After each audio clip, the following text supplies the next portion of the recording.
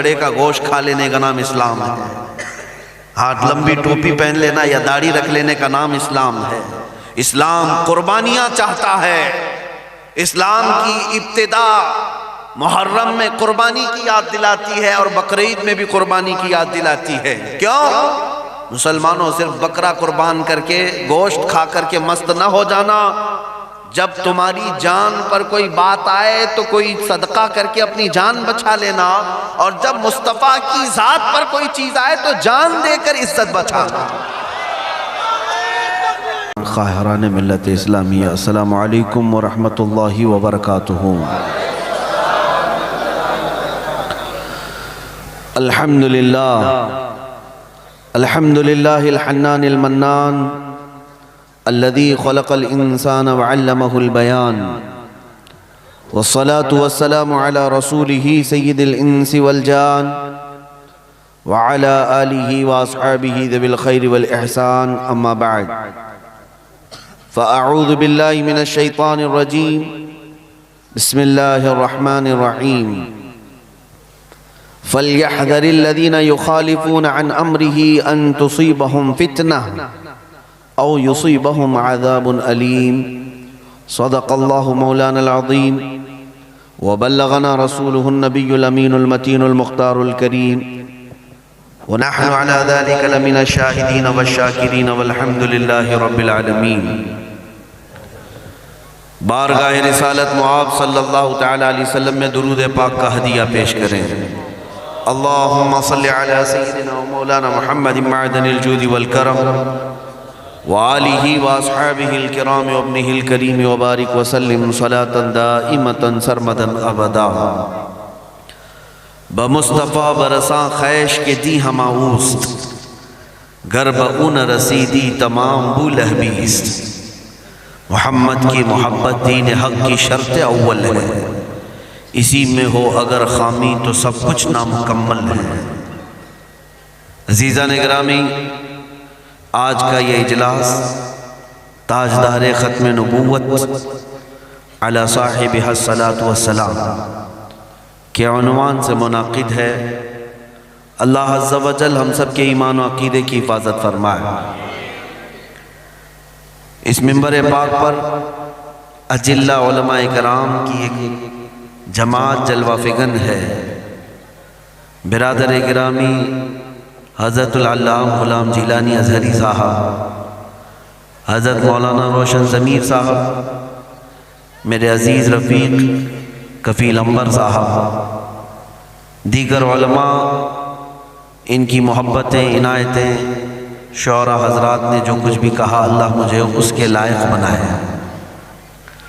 میں گفتگو کا آغاز ان بزرگوں کی سرپرستی سے کرتا ہوں، ان علماء اکابرین کی حمایت سے کرتا ہوں۔ سب سے پہلے اس بات کی وضاحت کر دوں کہ اس جملے کو تھوڑا سا بدل لیا جائے، شعراء کی طرف سے بھی، ناظم اجلاس سے بھی مؤدبانہ التماس۔ یقیناً آپ کی محبتیں سر آنکھوں پر، لیکن اس طرح سے کہنا کہ عظمت رسالت پر حملہ ہو رہا ہو، ساری خانقاہیں، سارا ہندوستان خاموش تھا، چپ تھا، یہ زیب نہیں دیتا ہماری خانقاہوں کے لیے۔ یقیناً ہر ایک نے اپنے اپنے مطابق آواز اٹھائی ہے۔ گلشن میں گلاب بھی ہوتا ہے، موگرا بھی ہوتا ہے، ہر ایک کی خوشبو الگ ہوتی ہے۔ میرے عزیزوں، ہر ایک نے اپنی طاقت اور استطاعت کے مطابق آوازیں اٹھائی۔ ایسا گمان کرنا بھی میرے لیے جائز نہیں کہ کوئی سنی حضور کی توہین سن کر خاموش بیٹھا ہو۔ گمان بھی میں نہیں کرتا، چہ جائے کہ خانقاہیں، عام سنی کا دل جل جاتا ہے حضور کی عظمت پر کوئی آنچ آئے۔ لہٰذا میں اپنی جانب سے تو یہ کہوں گا کہ سارے علماء، مشائخ، ائمہ، مساجد، سبوں نے اپنی آوازیں اٹھائی، اور ایسا بھی نہیں کہ دین الہی کے خلاف صرف مجدد الف ثانی نے ہی آواز اٹھائی تھی۔ ہزاروں آوازیں اس وقت بھی آئیں لیکن مولا تعالیٰ کسی آواز کو سب پر فوقیت دیتا ہے۔ عظمت رسالت پر حملہ ہندوستان میں جب ہو رہا تھا، علم غیب حاضر و ناظر کے مسائل پر بہت سارے مشائخ اور علماء نے کتابیں بھی لکھی، رد وہابیہ رد دیابنا بھی کیا، لیکن جو بریلی سے آواز اٹھی اللہ نے اس کو سب پر حاوی فرمایا۔ تو ساری خدمتیں اپنی جگہ پر، اور اللہ تعالیٰ سب کو اس کا صلہ عطا فرمائے گا۔ اب فقیر کے متعلق آپ کا حسن ظن ہے، بات میں اتنی ہی جانتا ہوں کہ درد سے نکلی ہوئی آواز اثر رکھتی ہے۔ ہمیں اس بات کا درد تھا کہ ہم رسم ادا کرنے کے لیے کسی کا جواب نہیں دے رہے تھے، بس ہمیں خوف اور درد یہ لگا ہوا تھا، اسی حال میں اگر دنیا سے رخصتی ہو گئی تو قبر میں اگر حضور پاک نے مجھ سے پوچھ لیا کیا تو اسی ملک سے آتا ہے جہاں سے مجھے گالیاں دی جاتی ہیں، جہاں مجھ پر غلیظ مغلظات بکے جاتے ہیں، تو ہمارے پاس کون سا چہرہ ہوگا؟ یہ درد ستاتا تھا اور آج بھی ستاتا ہے۔ آج بھی یہ احساس ہمیں سونے نہیں دیتا کہ کل کو بارگاہ مصطفیٰ میں کھڑے ہونے جیسا چہرہ بھی تو نہیں ہے، کہ ان گستاخوں کو ہم کروڑوں ہو کر کے بھی کچھ نہیں کر سکے۔ یا رسول اللہ، وہ آپ کے 313 تھے جو چیتڑے اڑا دیتے تھے، آپ کی آواز پر تو دور کی بات ہے، صحابہ کا معمول تو یہ تھا کہ اگر دور سے بھی کسی کو سن لیا کہ نبی پاک کی عظمت پر بھونکتا ہے تو حضور سے اجازت لیے بغیر وہ صحابہ پہلے سر لا کر قدموں میں رکھتے تھے۔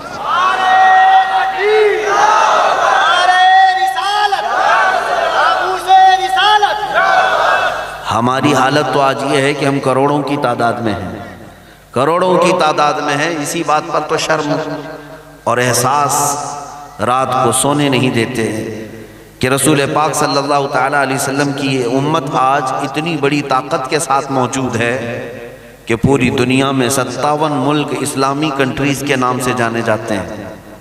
اسلامی ملک جہاں پر اسلام کے نام سے مذہب چلتا ہے، بڑے بڑے بادشاہ ہیں، بڑے بڑے پریسیڈنٹ ہیں، پرائم منسٹر ہیں، اور کئی ملک ایسے ہیں جن کی طاقتور فوجیں ہیں، طاقتور فوجیں دنیا کی۔ مصر کی فوج بڑی طاقتور سمجھی جاتی ہے، لیبیا، عراق، ایران، یہ سارے طاقتور افواج کے مالک ہیں۔ یہ 57 ممالک اسلامی حکومتوں کو چلا رہے ہیں افواج کے ساتھ۔ کئی تو ملک ایسے ہیں جو ایٹمی طاقت رکھتے ہیں، باوجود اس کے میرے آقا کی شان پر جب بھدی گالیاں دی جاتی ہیں تو یہ سب کچھ بھی نہیں کر سکتے۔ آپ کو میں بتاؤں، ایمان جب ہوتا ہے تو صلاح الدین جیسا ہونا چاہیے۔ صلاح الدین ایوبی کی تاریخ اگر آپ پڑھو، ہمارے مورخین کی لکھی ہوئی بات نہیں کروں گا، انگریزوں نے جو تاریخ لکھی ہے صلاح الدین ایوبی کی وہ بھی پڑھ کر کے دیکھ لو۔ انگریزوں نے جو لکھا ہے، ریچرڈ نام کا ایک مورخ ہے، اس نے لکھا پوری دنیا میں ایسا کوئی جرنیل میں نے نہیں دیکھا جو اتنا نرم دل ہو، اتنا نرم دل ہو کہ اگر 1,00,000 فوج لڑنے کے لیے آئی اور اس پر تلوار بھی اٹھا چکی ہو اور غالب نہیں آ سکی تو ان میں سے 90,000 کو صلاح الدین خود اپنے ہاتھوں سے آزاد کر دیتا، آزاد کر دیتا۔ بڑے بڑے لوگوں کو جو تلوار بھی اٹھاتے تھے، ایسا رحم دل نرم دل سلطان اور جرنیل ہم نے دیکھا نہیں، یہ انگریزوں نے لکھا۔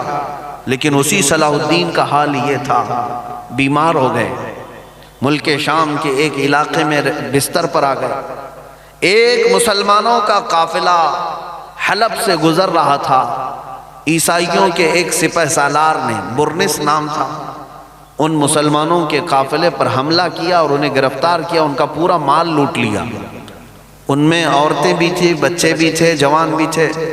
اس برنس ظالم نے سارے لوگوں کو مارنا شروع کیا اور مارتے مارتے ایک تانا دیتا تھا، اے مسلمان، تم محمد کو بہت چاہتے ہو، بلا لو، کہاں ہے تمہارا محمد صلی اللہ علیہ وسلم۔ مارتا تو تھا، لوٹتا تو تھا، لیکن ساتھ میں یہ تانا مارتا تھا، بلا لو اپنے محمد کو، کیوں نہیں آتا؟ نعوذ باللہ من ذالک۔ مسلمانوں کا قافلہ لٹ گیا، پٹ گیا۔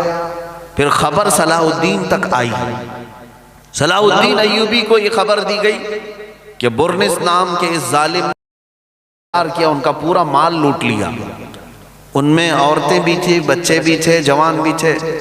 اس برنس ظالم نے سارے لوگوں کو مارنا شروع کیا، اور مارتے مارتے ایک تانا دیتا تھا، اے مسلمان تم محمد کو بہت چاہتے ہو، بلا لو، کہاں ہے تمہارا محمد صلی اللہ علیہ وسلم۔ مارتا تو تھا، لوٹتا تو تھا، لیکن ساتھ میں یہ تانا مارتا تھا، بلا لو اپنے محمد کو، کیوں نہیں آتا؟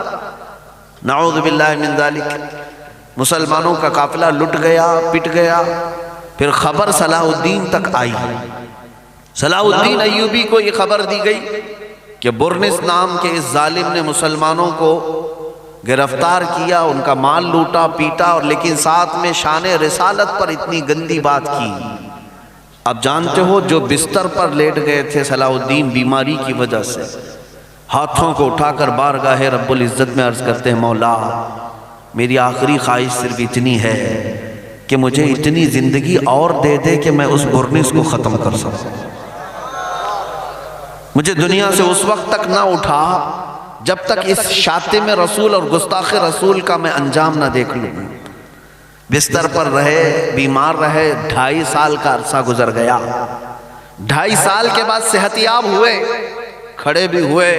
سب سے پہلی مہم جو آپ نے چھیڑی، کہا کہ اس برنس کا جو بھی قافلہ ہوگا، جہاں پر بھی ہوگا، اس سے ہمیں معرکہ کرنا ہے اور اسے گرفتار کرنا ہے۔ ہوا بھی، چند دنوں کی معرکہ آرائی کے بعد وہ برنس اور اس کی فوج گرفتار ہو کے صلاح الدین کے پاس آ گئی۔ صلاح الدین نے بہت سارے فوجیوں کو آزاد کیا، جیسے ان کی عادت تھی آزاد کرنے کی۔ برنس کو پکڑ کر کے جب لایا گیا تو تاریخ میں بتایا جاتا ہے صلاح الدین کی آنکھیں لال ہو چکی تھی۔ صلاح الدین کی آنکھیں لال تھی، پورے مجمع کے سامنے برنس کو کھڑا کیا۔ اس نے کہا کہ اے صلاح الدین تم عظیم جرنیل ہو، ہمارے ہزاروں لاکھوں لوگوں کو تو نے آزاد کیا، عیسائیوں کو تو آزاد کر دیتا ہے، میں بھی تیرے گرفت میں آیا ہوں، قید میں آیا ہوں، مجھے بھی تو آزاد کر سکتا ہے۔ صلاح الدین ایوبی کی جلال بھری کڑکتی ہوئی آواز نکلی، کہا برنس اگر تجھے میں آزاد کر دیا تو اللہ کے عذاب سے کبھی نہیں بچ پاؤں گا۔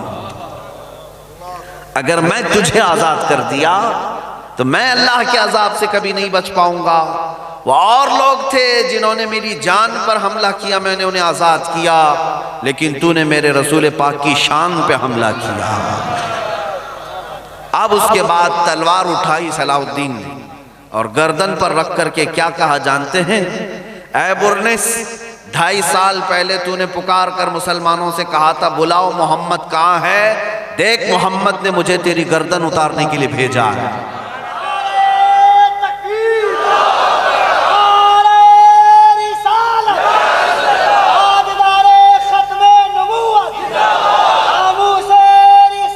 عزیزان گرامی، اس کی گردن تو مار دی، لیکن جو بات مجھے عرض کرنی تھی وہ یہ ہے، یہ جو 2.5 سال کا عرصہ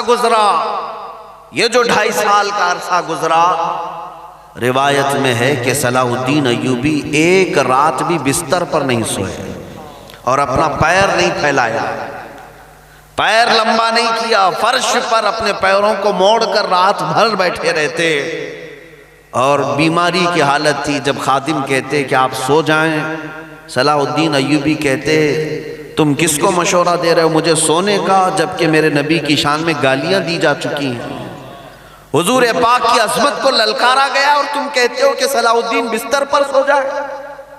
عزیزان گرامی، اسی لیے تو میں بار بار چیخ کر کے کہتا ہوں ہر چیز پر کمپرومائز کیا جا سکتا ہے، عزت رسول پر کبھی نہیں۔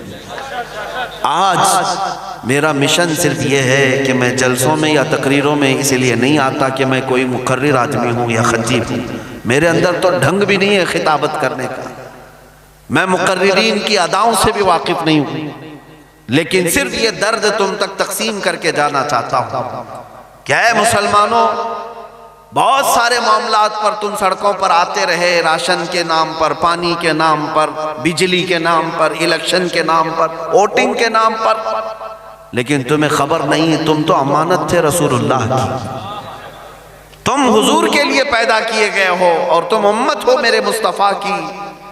آپ کیا سمجھتے ہیں تمہاری عزت جو ہے تمہارے بڑے بنگلوں کی وجہ سے ہے؟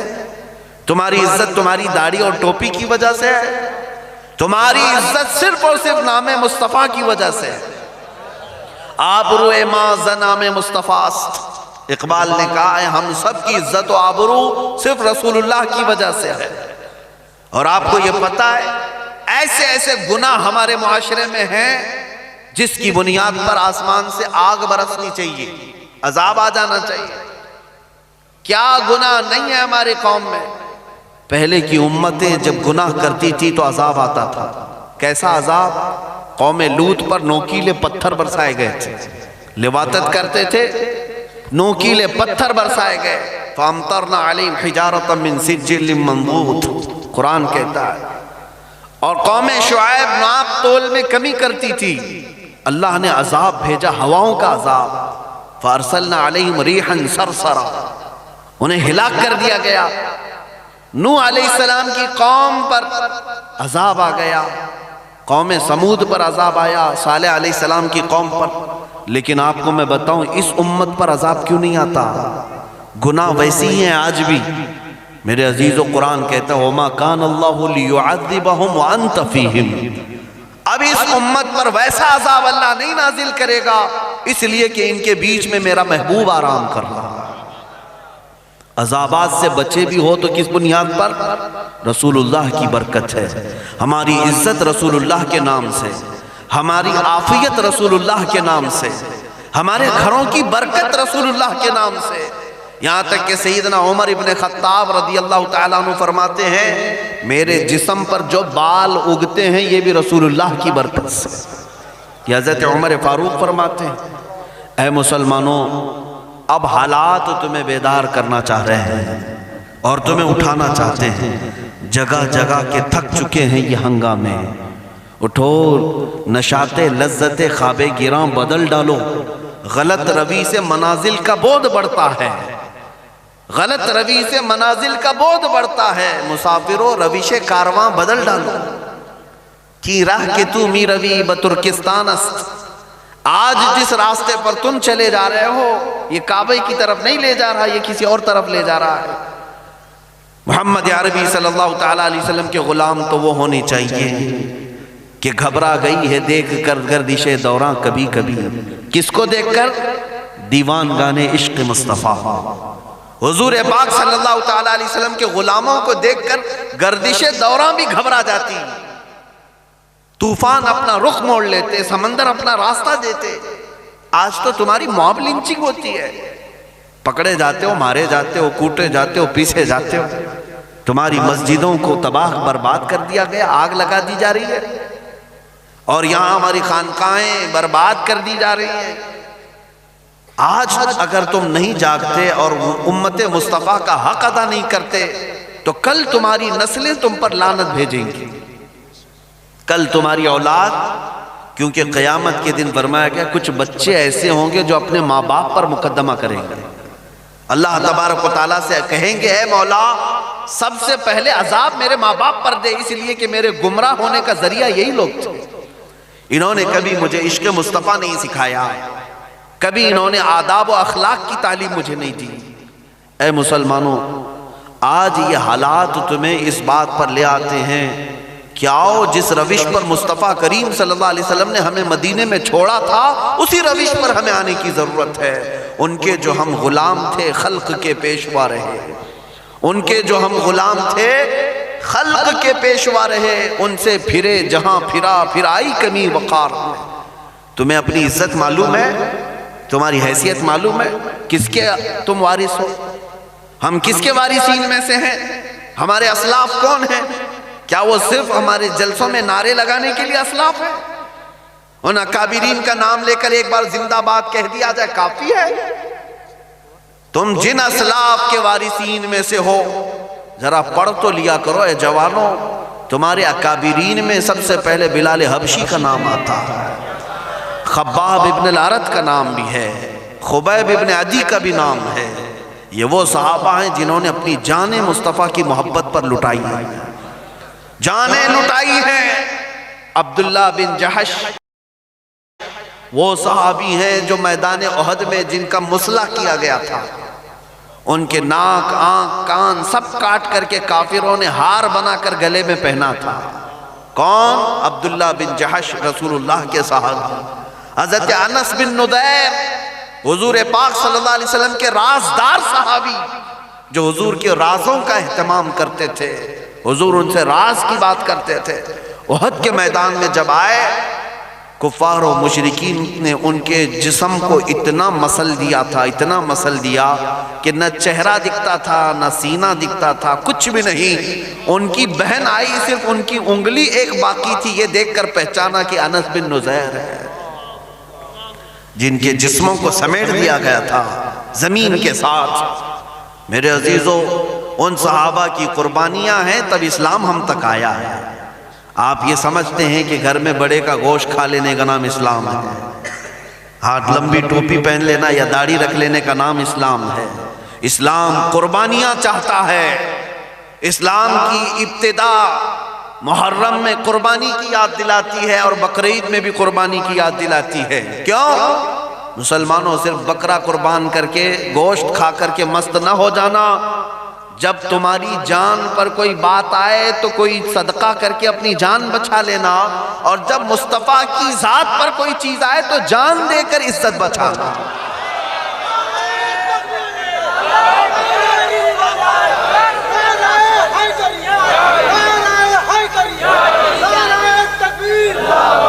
مجھے اس بات کا اندازہ ہے کہ ہمارا نام کفن بردوش تھا، ہمارا نام مسلمان کے ساتھ ساتھ کفن بردوش بھی تھا۔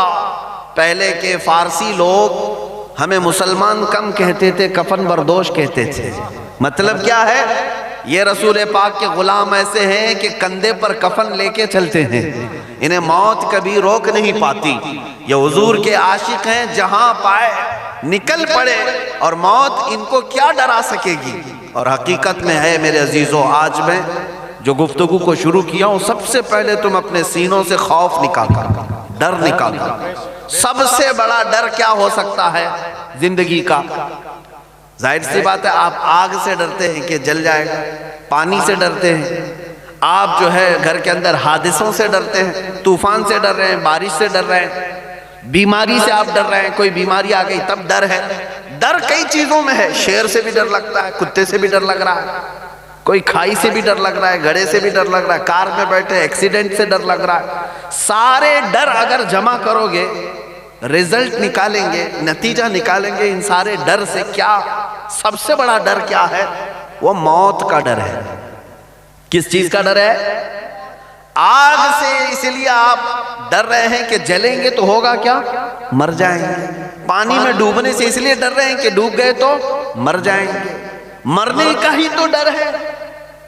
حادثوں سے جو ڈر رہے ہیں، یہی ڈر ہے کہ موت آ جائے۔ بیماری سے بھی اس لیے بچتے ہیں کہ موت نہ آ جائے، مر نہ جائیں، یہ موت ہی کا ڈر ہے۔ اور مصطفیٰ کریم کے غلاموں کی خصوصیت یہ ہوتی ہے، سب سے پہلے اگر کوئی ڈر نکالا جاتا ہے سینے سے تو موت کا ڈر نکالا جاتا ہے، جس کو اعلیٰ حضرت نے فرمایا ہے کہ حسن یوسف پہ کٹی مصر میں انگشت زنا، یا رسول اللہ سر کٹاتے ہیں تیرے نام پہ مردان عرب۔ یہاں موت کا ڈر نہیں ہوتا، مصطفیٰ کریم کے غلاموں میں موت کا ڈر نہیں ہوتا۔ کیوں؟ ہمیں موت کا ڈر کیوں ہو؟ جو عاشق ہوتا ہے وہ تو انتظار میں رہتا ہے کہ وہ کون سی رات ہے جب ملک الموت میرے گھر آئے گا۔ کیوں؟ کون سی رات ہے جو ملک الموت میرے گھر آئے گا؟ اس لیے کہ جس دن ملک الموت روح قبض کر کے جائے گا، میں قبر میں جاؤں گا، تبھی تو مصطفیٰ کی زیارت ہوگی۔ جس کو رسول پاک کی زیارت کرنا ہے وہ موت سے نہیں ڈرتا۔ وہ قبر میں پہنچتا ہے تو کیا کہتا ہے جانتے ہیں؟ فرشتوں کے پاس جب وہ اٹھاتے ہیں تو یوں کہتا ہے، اب تو پائے ناز سے اے فرشتوں کیوں اٹھوں، اب تو پائے ناز سے اے فرشتوں کیوں اٹھوں، مر کے پہنچا ہوں یہاں اس دل ربا کے واسطے۔ ہمارے جو جنازے بھی جاتے ہیں اتنے سج کر سنور کر، سفید کپڑے پہن کر، عطر لگا کر، سرمے لگا کر، پھول پہن کر، ارے مرے ہوئے آدمی کو اتنا کیوں سجایا جاتا ہے؟ کوئی شادی کا دولہا تو نہیں ہے، اتنا سوار کر کے اس لیے بھیجا جاتا ہے۔ بزرگ فرماتے ہیں کہ اس لیے سوار کر کے بھیجا جاتا ہے کہ آج کی رات یہ دیدار مصطفیٰ کرنے والا ہے۔ قبر میں اپنے آقا کے جلوے دیکھنے جا رہا ہے، اس لیے خوشبو لگا کر جاتا ہے، عطر لگا کر، سرما لگا کر، سفید کپڑے پہن کر جاتا ہے۔ عزیزان گرامی وقار ہے شب وصل بھی اسی گل سے ملاقات کی رات۔ ہم ڈرتے نہیں ہیں موت سے، اور ڈرنا بھی نہیں چاہیے، اور جس دن تمہارے سینوں سے یہ ڈر نکل گیا، اب مجھے بتاؤ دنیا پھر تمہیں کس بات سے ڈرائے گی؟ اب کس بات سے ڈرائے گی؟ یہی ایک چیز تو ہے دنیا جو بار بار تمہیں ڈراتی ہے کہ مارے جاؤ گے، کاٹے جاؤ گے، پھانسی پر چڑھائے جاؤ گے۔ اور محمد عربی کا غلام جب خوشی سے ان باتوں کو قبول کرتا ہے تو دنیا کے پاس اس سے بڑی سزا کوئی ہے ہی نہیں، اس سے بڑی سزا کوئی ہے ہی نہیں۔ یہی میں چاہتا ہوں اے مسلمانوں، اپنے سر ہتھیلیوں پر لے کر جس دن تم نکلے، پھر دنیا تمہاری حقیقت کو پہچان لے گی کہ جس کو اقبال نے کہا تھا، نکل کر کے صحرا سے جس نے الٹ دیا تھا تخت روما کو، تخت روما کو الٹ دیا تھا۔ روم سپر پاور کا نام ہے۔ حضور کے زمانے میں 2 سپر پاور تھے، جیسے آج امریکہ اور رشیا ہے، ملک روم اور ملک ایران۔ روم کے بادشاہ کو قیصر کہا جاتا تھا، ایران کے بادشاہ کو کسرا کہا جاتا تھا۔ یہ سپر پاور طاقتیں اگر کسی کے زیر نگی ہوئیں تو یہی صحابہ ہی تھے۔ صحابہ جو دیہات کے رہنے والے، پیوند لگے کپڑے پہننے والے، بغیر چپل کے راستے پر چلنے والے، چند کھجوروں پر پورا دن گزارنے والے، لیکن جب نکلتے تھے روما کی سلطنت کو بھی الٹ دیا، کسرا کی سلطنت کو بھی الٹ دیا۔ دونوں سلطنتیں خاک ہو گئی، مصطفیٰ کریم کے غلاموں کے قدموں میں آ گئی۔ اور اقبال کہتا ہے، نکل کر کے صحرا سے جس نے الٹ دیا تھا تخت روما کو، سنا ہے قدسیوں سے میں نے کہ وہ شیر پھر ہوشیار ہوگا۔ سنا ہے قدسیوں سے میں نے کہ وہ شیر پھر ہوشیار ہوگا، اور میں آج ہر علاقے میں جا کر کے دیکھ رہا ہوں رسول پاک کے یہ شیر ہوشیار ہونے لگ چکے ہیں۔ انشاءاللہ العزیز جس دن یہ شیر بیدار ہوں گے پھر کروڑوں کی نیندیں بھی حرام کر کے رکھیں گے۔ کیوں؟ جن لوگوں نے اب تک ظلم اور بربریت کا ننگا ناچ ناچا، ان کا بھی تو ایک انتم وقت آتا ہے، ان کا بھی تو ایک اینڈ ہونا ہے۔ جن ظالموں نے اپنے پیسے اور طاقت کے بل بوتے مسلمان کمزور مزدوروں کی گردنوں پر راج کیا اور تخت مسجدوں کے ممبر و محراب پر بچھا دیا، انہوں نے اپنی آتنک کی آگ کو ہر جگہ جلانے کی کوشش کی، لیکن ان کا بھی تو اینڈ ہونا ہے، خاتمہ تو ہونا ہے۔ اور یہ مت سمجھنا، اس انتظار میں نہیں رہنا، اتنی بڑی طاقتیں ان کے پاس ہیں، ان سے مقابلہ کرنے کے لیے ہمارے پاس کتنی بڑی طاقت آنی چاہیے، کتنی بڑی تیاری ہونی چاہیے۔ میں اس کا قائل نہیں ہوں، میں رب ذوالجلال کی ذات پر اس بات کا یقین رکھتا ہوں کہ نمرود سے بڑا طاقتور کوئی نہیں تھا اس کے زمانے میں، لیکن مولا نے اس کو ہلاک کرنے کے لیے بڑی فوج نہیں، صرف مچھر کو بھیجا تھا۔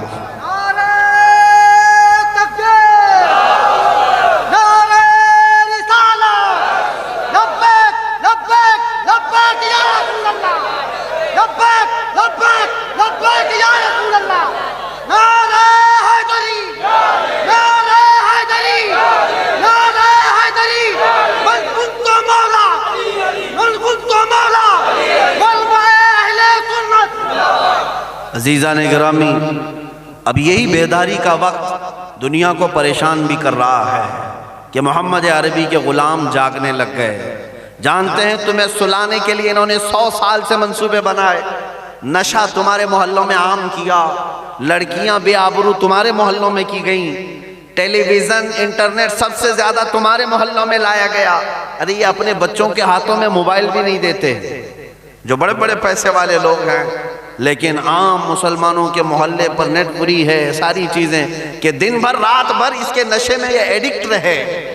گندے گندے نشہ جن کو کرنے کے بعد مہینے 2 مہینے میں آدمی ختم ہو جاتا ہے، ایسے نشہ بھی مسلمانوں کے محلے میں بکنے لگے۔ پولیس کو بھی سب معلوم ہوتا ہے، سب چیزیں جانتی ہے، لیکن دنیا یہ چاہتی ہے کہ یہ نشہ کے عادی رہیں۔ کیوں؟ جب تک تم نشہ کرتے رہو گے ان کی کرسیاں محفوظ رہیں گی، جس دن تم نشہ سے ہوش میں آ گئے کئی لوگوں کی کرسیاں ہلنے لگیں گی۔ ہاں، محمد عربی کے غلاموں کو نشہ میں رکھو، ان کو مدہوش رکھو، کبھی ٹیلی ویژن کے نام پر، کبھی فلموں کی آڑ پر، کبھی سیریل کے نام پر کرتی تھی۔ ایک زمانے میں غوث و خواجہ پیدا کیا کرتی، وہ زمانہ بھی تو یاد کرو، احمد رضا کسی ماں کی گود ہی میں تو پیدا ہوئے، ان ماؤں کی تربتوں پر کروڑوں سلام۔ لیکن آج کی ہماری ان ماؤں کو، ان کی کوکھ کو بانجھ بنانے کی کوشش کی گئی کہ آپ بچے پیدا ہوں تو صرف ڈاکو پیدا ہوں، عیاش اور عیار پیدا ہوں۔ کیوں؟ ان بچیوں کے اخلاق کو تار تار کیا گیا ٹیلی ویژن کے ذریعے سے، فیشن کے نام پر ان کو فاطمہ زہرا کی چادر ان کے سروں سے چھینی گئی، نکالی گئی، یہ بات بتا کر کے کہ تم چار دیواری کی عورت نہیں ہو، باہر نکل آؤ، آزادی تمہارا بھی حق ہے، آزادی تمہارا بھی حق ہے۔ اور پاگل عورتیں پاکستان کے بازاروں میں باہر آ کر کے کہنے لگی کہ میرا جسم میری مرضی۔ میرے عزیزوں، یہ کس کے اشارے پر سب ہوتا رہا؟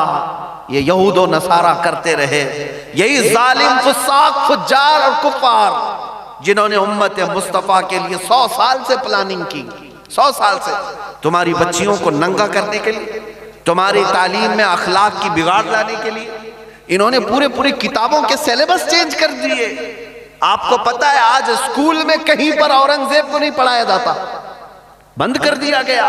پہلے ہم تو بچپن میں پڑھے ہیں، اسکولوں کی بات کر رہا ہوں، ٹیپو سلطان کو میں نے پڑھا ہے اسکول میں، آج یہ سب ہٹا دیا گیا۔ کیوں؟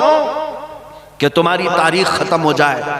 تم اگر ٹیپو سلطان کو، اورنگزیب کو پڑھنے لگو گے تو کہیں تمہارے اندر بھی جذبہ جہاد نہ آ جائے، کہیں تم بھی جوان ہونے نہ لگ جاؤ، بیداری تمہارے اندر بھی نہ آنے پائے۔ اس لیے چھچورے لوگوں کی تاریخ کو کتابوں میں ڈال دیا گیا کہ ہمارے بچے وہی پڑھتے رہے اور انہی کو اپنا بادشاہ سمجھتے رہ جائیں۔ عزیزان گرامی، 100 سال سے یہی ساری سازشوں کا شکار رہی امت۔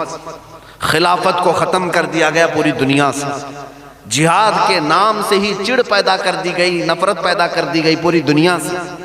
آج لفظ جہاد کہنے سے علماء تک ڈرنے لگ گئے، محراب و منبر کی بات کر رہا ہوں، عام انسان کی تو چھوڑیں، علماء منبر پر بولنے سے کترانے لگ گئے، ارے جہاد کہیں گے تو یہ ہمیں آتنکواد کہیں گے۔ عزیزان گرامی، اس نوبت پر ہمیں آج لایا گیا کہ بعض علاقوں میں اب اذان پر بھی کمپرومائز ہونے لگ گیا کہ اذان کے مائک اتار دیا جائیں، خاموشی سے اپنی اذان ہو جائے، تھوڑے دنوں کے بعد نماز پر بات آئے گی۔ تھوڑے دن کیا، ابھی ہو بھی چکا، دلی ہریانہ کے کئی علاقے ہیں جہاں سے نمازوں کو باہر پڑھنے سے روک لگا دی گئی، لیکن گوبر پوجا تو کہیں پر بھی کی جا سکتی ہے۔ یہ ساری چیزیں کیوں ہوتی گئی؟ مسلمانوں، اسی بات پر ہو رہی ہے کہ تم جب تک سوتے رہو گے ظالم تمہاری گردن پر ناچتا رہے گا، ناچتا رہے گا۔ تمہیں اٹھنے کی ضرورت ہے اور بتانے کی ضرورت ہے، میں غلام مصطفیٰ ہوں، جس طرف سے گزروں گا ہوائیں اپنا رخ موڑ لیں گی۔ ہماری تاریخ یہ ہے، ہمارے بزرگوں کی تاریخ یہ ہے، ٹل نہ سکتے تھے جنگ میں اگر اڑ جاتے تھے، پاؤں شیروں کے بھی میدان سے اکھڑ جاتے تھے، تجھ سے سرکش ہوا کوئی تو بگڑ جاتے تھے، ارے تیغ کیا چیز ہم توپ سے بھی لڑ جاتے تھے۔ یہ ہمارے اکابرین تھے، صحابہ، تابعین، اولیاء، مجاہدین، وہ کسی چیز سے خوف نہیں کھایا کرتے تھے۔ حضرت سعد بن ابی وقاص صرف 300 کی فوج لے کر دریائے دجلہ کے پاس کھڑے ہیں، انہیں ایران کی سرحد پر جانا ہے، ایران اور عراق کے بیچ میں ایک ندی ہے دریائے دجلہ، اس کو کراس کرنا تھا۔ ایرانی فوجوں نے سارے برج توڑ دیے کہ کہیں یہ مسلمان فوج ایران میں نہ آ جائے۔ سعد بن ابی وقاص نے اپنے جوانوں سے پوچھا، جانا ہے سرحد کے پار؟ سبوں نے کہا جانا تو ہے لیکن کوئی برج نہیں ہے۔ سعد بن ابی وقاص نے کہا چلو میرے ساتھ گھوڑے پانی میں ڈال دو، گھوڑے پانی میں ڈال دو۔ وہ دریا کتنے گہرائی میں ہے آج بھی جا کے دیکھ سکتے ہیں، کافی کئی گز نیچے ہے، لیکن سعد بن ابی وقاص کے ان جوانوں نے گھوڑوں کو پانی پر ڈال دیا اور چلتے رہے، خراماں خراماں چلتے رہے۔ تاریخ تبری میں لکھا ہوا ہے، ایرانی فوج جو اس سرحد کے پار تھی، انہوں نے جب دریا پر گھوڑوں کو چلتے ہوئے دیکھا تو ایک تاریخی جملہ کہا تھا، دیواں آمدند دیواں آمدند، ارے یہ تو جنات کی فوج آ رہی ہے، جنات کی فوج آ رہی ہے، بھلا پانی پر بھی کوئی چل سکتا ہے؟ میرے عزیزو، سعد ابن ابی وقاص نے بتا دیا، پانی تو کیا ہے، محمد عربی کے غلام اگر ہوا کو حکم دے، ہوا پر بھی گھوڑے تیر سکتے ہیں، اڑ سکتے ہیں۔ اور ایران فتح بھی کیا حضرت سعد ابن ابی وقاص نے۔ اسی کو تو اقبال نے کہا تھا، دشت تو دشت ہے دریا بھی نہ چھوڑے ہم نے، بحر ظلمات میں دوڑا دیے گھوڑے ہم نے، آ گیا عین لڑائی میں گر وقت نماز، قبلہ روحوں کی زمیں بوس ہوئی قوم حجاز، ایک ہی صف میں کھڑے ہو گئے محمود و ایاز، نہ کوئی بندہ رہا نہ کوئی بندہ نواز۔ عزیزان گرامی وقار، میں آج آپ کے سامنے چند وہ قربانیاں رکھنا چاہتا ہوں۔ آپ اسلام میں ہیں، اللہ کا شکر ادا کرو۔ اسلام کے ساتھ ساتھ اللہ نے تمہیں عشق رسول کی دولت دی، اس پر اور شکر ادا کرو۔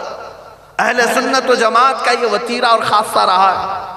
آج اپنے فخر کی بات میں بتاؤں، ہمیں گرو ہوتا ہے اس بات پر، پورے بر صغیر میں، ہند و پاک میں، ہندوستان ہو، پاکستان ہو، بنگلہ دیش، کہیں پر بھی جاؤ، کئی فرقے ہوں گے، کئی جماعتیں ہوں گی، کئی نام سے مسلمانوں کے اندر فرقے ہیں کہ نہیں؟ ہر علاقے میں ہیں۔ لیکن آج اس بات کو کہنے میں مجھے کوئی جھجک نہیں محسوس ہوتی کہ رسول اللہ صلی اللہ تعالیٰ علیہ وسلم کی ختم نبوت پر یا ان کی عزت پر اگر کوئی جماعت میدان میں ہے تو وہ صرف اہل سنت و جماعت۔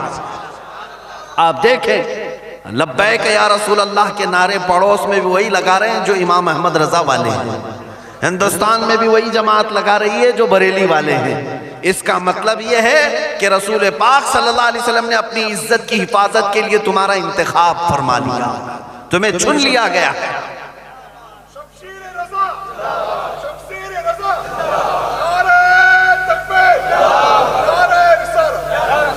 اب اپنی قسمت پر رشک کرو کہ اللہ نے تمہارا انتخاب کیا ہے، اللہ نے تمہیں چن لیا ہے۔ اور مجھے تو یہ امید بھی لگتی ہے کہ جب غزوہ ہند ہوگا مولا تعالیٰ اسی جماعت سے فرمائے گا، اسی جماعت کا انتخاب ہوگا۔ کیوں؟ غزوات اور جہاد یہ بے ایمان اور منافقوں کا کام نہیں ہے، یہ ایمان والوں کا کام ہے۔ ایمان جو رکھ